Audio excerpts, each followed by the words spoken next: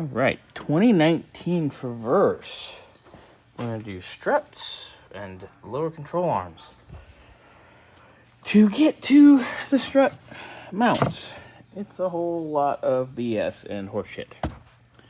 First order of business, you got to remove these rubber windshield seals from both sides. There's one little plastic piece of clippy bullshit. Pop it out with your flathead or your chingaderas of choice. Gonna pull these little guys up and out off of the cowl vent.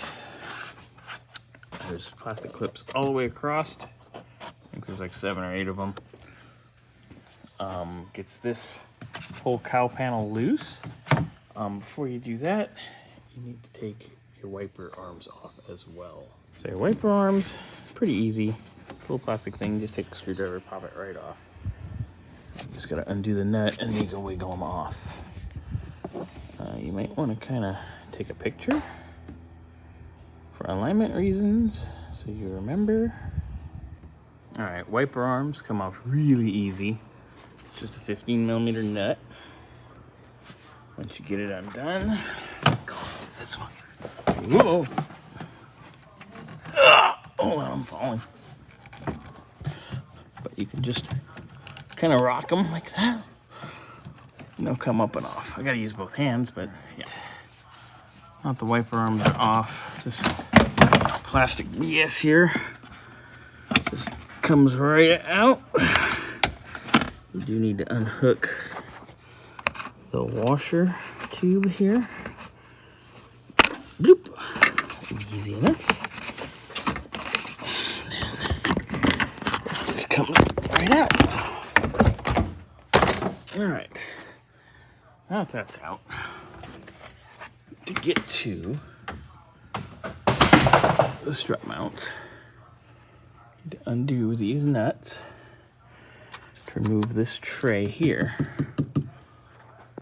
So once that's out, it's like a normal everyday strut replacement. All right, there is a bit of adhesion here, nothing major. Look, strut mounts that you should be able to get to without unbolting 40 pounds of plastic. Stupid fucking GM. But all manufacturers are like that now.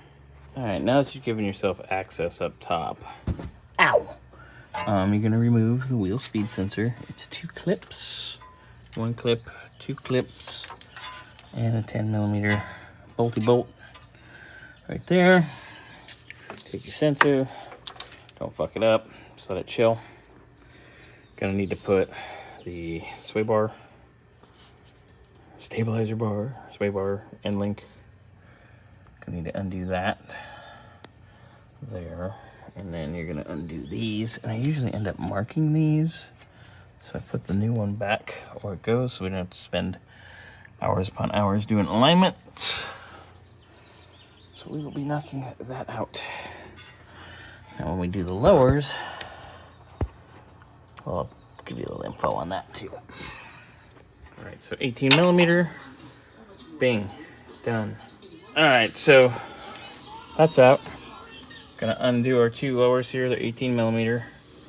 Seems to be common around here. Blast those apart. Get these 3 apart up here. Quick and easy.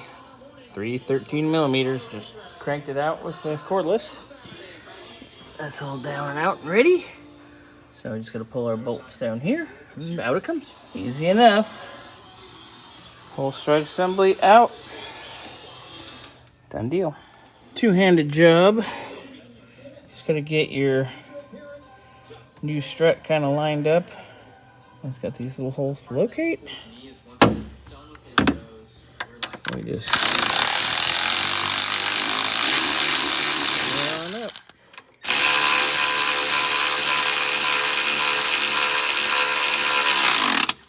And they're self-locating. Easy peasy.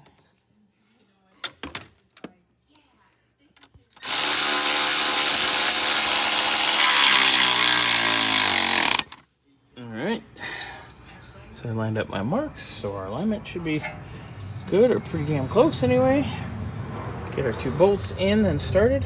And you just put the Uggy Duggy on. Bloop, bloop. Done deal. Wheel speed sensor. Gotta hook that back up. But I'm gonna do the lower control arm first. All data says you need a special tool for this. And I'm sure the GM dealer has a special tool for this.